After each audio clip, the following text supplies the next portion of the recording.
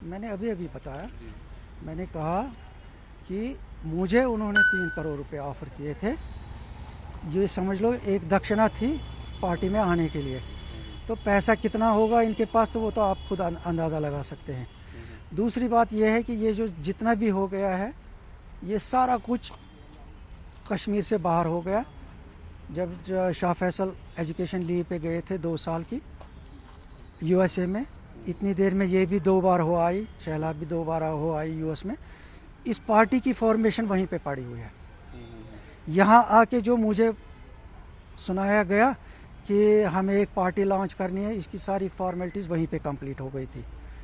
तो मैं डीजी साहब को भी मैंने बता दिया कि मेरी रेजिस्टेंस के कारण ही शायद मतलब मैं कहीं असली राग को छू गया इनकी, तब जाके ये इतना वायलेशन किया इन्होंने।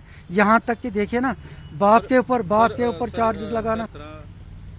आपने बताया कि पैसा कहाँ से आता है इनको, जो देखिए ना जो एंटी नेशनल फोर्सेस होते हैं वही ये फंडिंग करते हैं। नेशनल पार्टी कोई इनको फंड नहीं करेगी ना। इसका मतलब कोई फोर्सेस है जो इनको फंडिंग कर रहे हैं, जिसकी बिना पे ये सब कुछ चला रहे हैं। देखिए यूथ को एंगेज कर रहे हैं। आपको पता है, आपने देखा ज़हूर वटालिया और रशीद इंजीनियर अगर टेरर फंडिंग में बंद है या कोई वो नईम वगैरह जो बंद है, तो कुछ ना कुछ तो निकला होगा उनकी तरफ से, कोई ना कोई सबूत निकल गया होगा। तो जहाँ से उनका सोर्स है वहीं से इनका भी सोर्स होगा फंडिंग का। तो नेशनल स्ट्रीम को से कोई फंड तो निकलेगा नहीं। तो ये एंटी नेशनल बातें करती है कि उनको पैसा है ना, ये इसको मर्ज पड़ी है पहले से। क्यों? अगर आपने पॉलिटिक्स में जाना, आ जाओ सीधे मेन स्ट्रीम पॉलिटिक्स में आ जाओ। आप क्यों दूसरा कोई डिस्कोर्स ले रहे हो?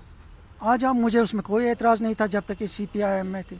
मेरे को तो बिल्कुल कोई एतराज़ नहीं था, क्योंकि CPIM is as good as BJP in the national mainstream. तो आप एलिगेशन लगा रहे हैं कि जो आपकी बेटी है उसको पार से पैसा आता है और इसलिए ये सारी टेरर फंडिंग है जिस पे ये सारा पॉलिटिक्स चलता है। ये सबको पता है, मुझे इस पे रोशनी डालने की ज़रूरत नहीं है। ये सभी को पता है कि कैसे हो रहा है।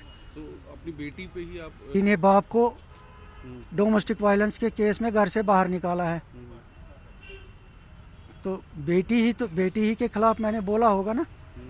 तो जब बोला तभी घर से बाहर निकाल दिया।